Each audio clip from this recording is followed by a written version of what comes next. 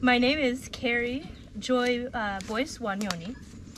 So I'm married to Bukusu here in Kenya. I'm from the United States of America. I came here 4 years ago in June 2018. And I came here to work with a ministry, the Last Call Ministries. It's an end times prophetic ministry here in Kenya. We're an international ministry, but we're registered here as God's Heart Ministries. And it's not really based in churches. We have churches, but our main ministry is to go out and spread the message about the rapture and the end times, to bring help to the local communities like this one. We mobilize people from the US to try and help certain people out here who are really in need. But we also have people who have donated to us out in these areas and been a blessing to others. I met my husband about a week after I came to Kenya, and I knew right away that he was my husband. God told me that he was the one I was supposed to marry.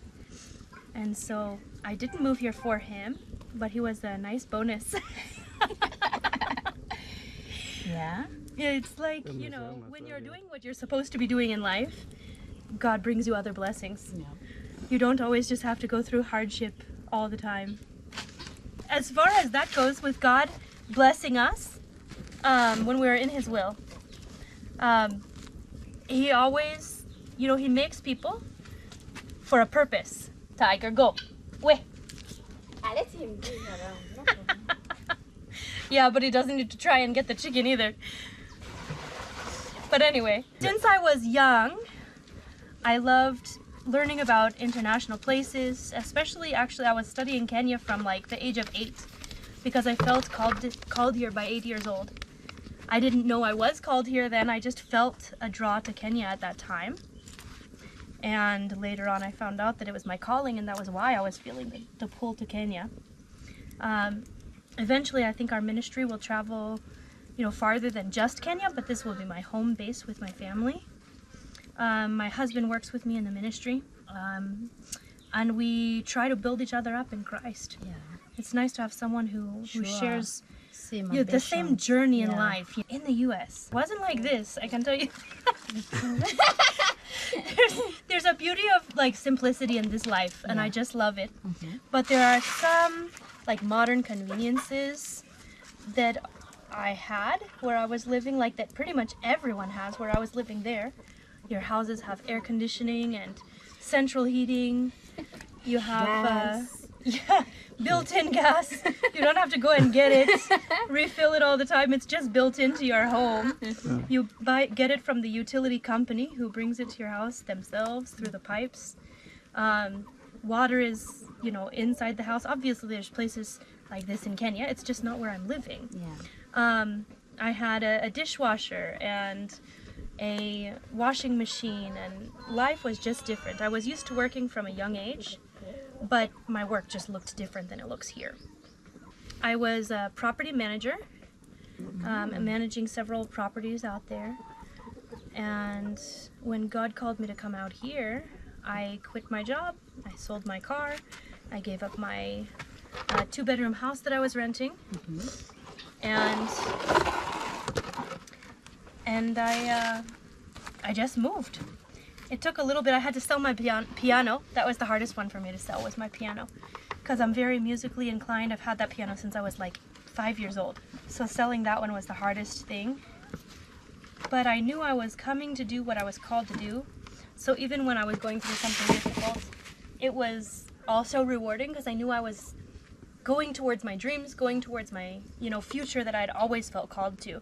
So not everyone is called to this kind of life. Yeah. Some people would come here and be like, oh my gosh, I hate this.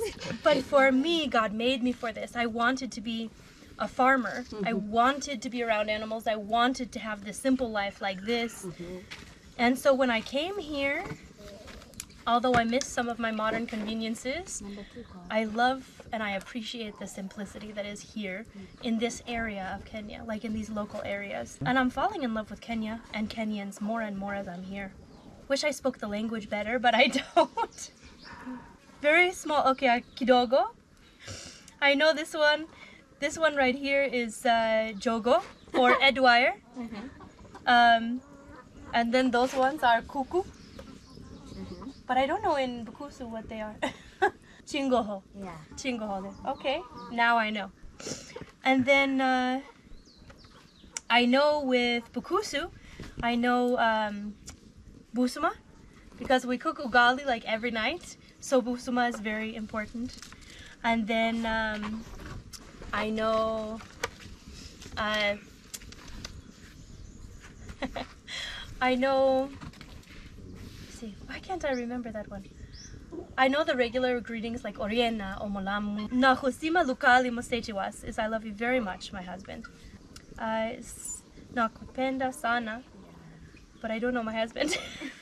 I studied at Idaho State University, organizational communication minor, economics minor, global history minor, and my major was in political and economic development, international studies.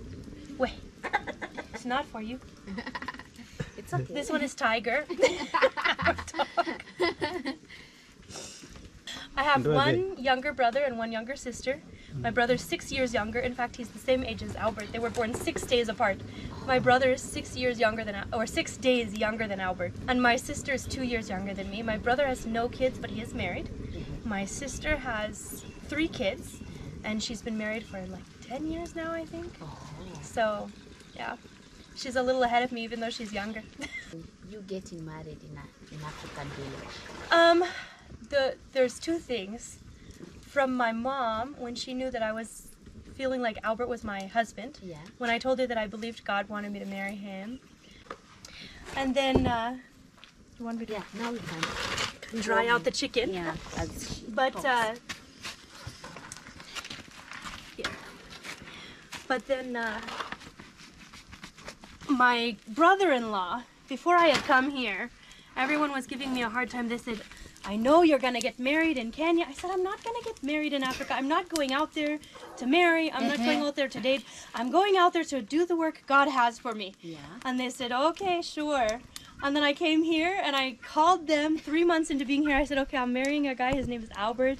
This is who he is. I started introducing some things, doing some video calls and Yeah. stuff. And my brother-in-law says, I knew it. told you." I knew you were going to marry a local. And he did. He knew it. I didn't know it. I was so set. I'm like, no, I'm very focused. I'm going out there. I'm just going to do God's work. But when you go somewhere and you sit down in a room with your prayer team and you just get to someone and he starts talking and God says, that one's your husband. You can't say, no, God, I'm not getting married here. Like if he tells you, he tells you. And now I'm so happy and blessed. Yeah.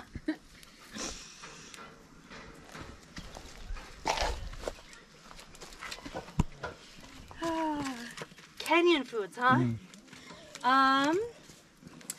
I like chapati and managu. Ooh. That's the managu with milk. I thought everyone makes it with milk, but I found out some areas don't make it with milk. So the managu with milk or cream, I love making it. I can make it very well.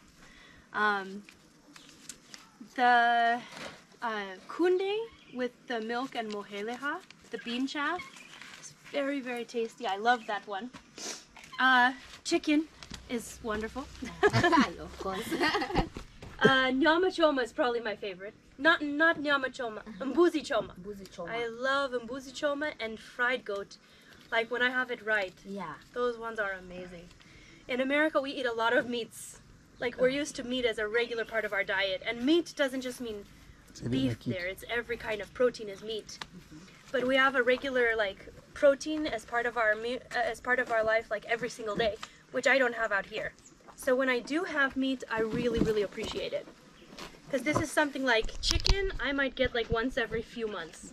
It's not something I get very often, so I'm really happy. Usually, like I eat sukuma wiki and those things, but they're not my favorite ones. My favorites, I like the really sweet greens. The managu or the kunde are among my favorites.